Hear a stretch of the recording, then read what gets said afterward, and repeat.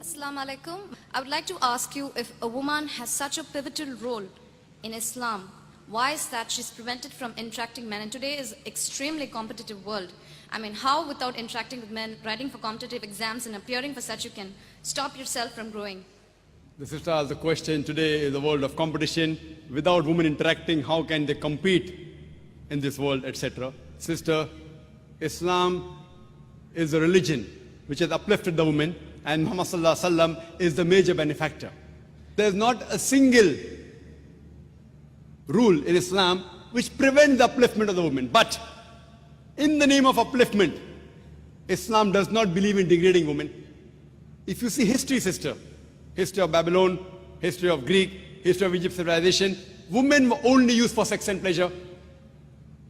And today if you see the Western world, the Western society talking of uplifting the woman have actually degraded her to a status of mistresses, of concubine, of society butterflies, which are mere tools in the hands of pleasure seekers and sex marketers.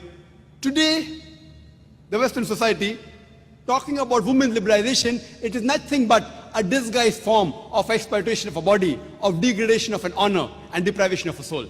Sister, Islam never wants to prevent the woman from upliftment. But I don't know of a single job or a single competition in which a woman does not interact with men and she cannot advance. All the jobs which involves unnecessary interaction of the men aren't jobs which are fit for the woman to be done. There's not a single modest job which I know which prevents the woman about the modesty role.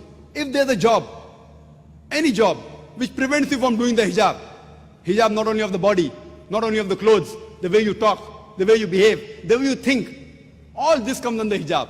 This hijab which I spoke earlier about, the hijab that the sister asked me, that's one part of hijab, that is the clothes. There are hadith in which the wives of the Prophet, they did cover their face. But everything what the Prophet did is not farz for us. Similarly for the wives of the Prophet, because the Ummul Mu'mineen, they were mother of the believers, for them was a different degree. So they did cover their face, but it's not farz for all the women. So here if we analyze, sister, the hijab, besides hijab of the clothes, there's hijab way a person talks, the way a person behaves. And these people, when they talk about equality, when the Western world talks about equality, I ask them, that when men and women are equal, so why don't you have a boxing match between the men and women together? Why? They're equal. Even they agree that they're not equal. When you have a 100-meter sprint, why do the women run differently? Why do the men run differently? Why? Are they degrading the women? Yes or no?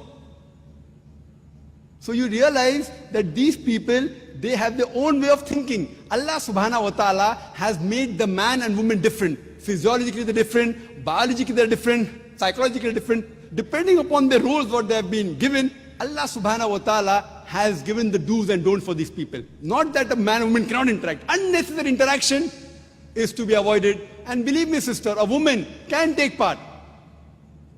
We have examples, and if you hear my talk on women's rights in Islam, sister, there are various examples. Now in the Western world, when they sit for examination, men and women sit together. So there they consider them equal.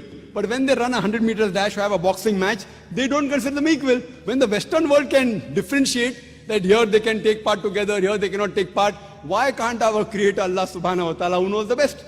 So unnecessary interaction, sister, I call it the khutuwatu shaitan. Allah says in the Quran, in Surah Baqarah, chapter number 2, verse number 168, Allah says, Ya ayyuhallazina amanu, oh you believe, do not follow the footsteps of the devil.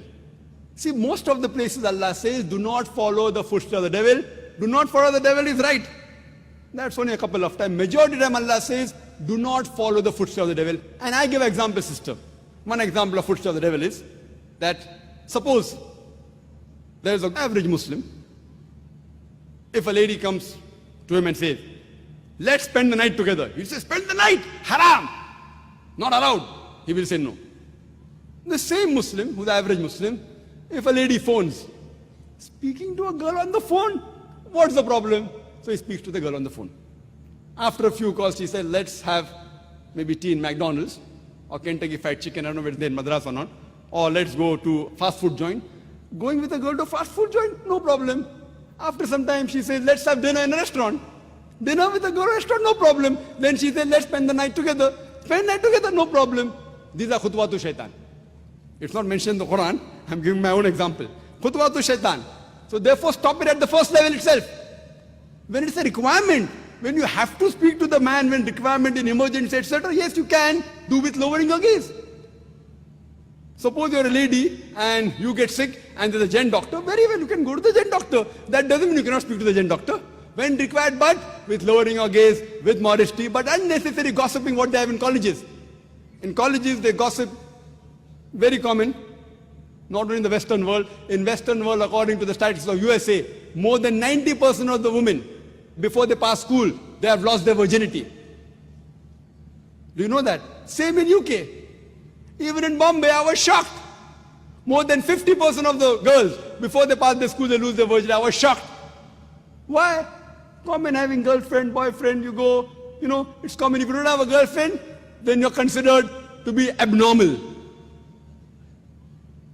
So the thing is, sister, these are khutwatu shaitan, and we want to uplift the women. And these people, in the name of trying to uplift the women, art and culture, no problem. They want to sell their daughters and their mothers on the screen.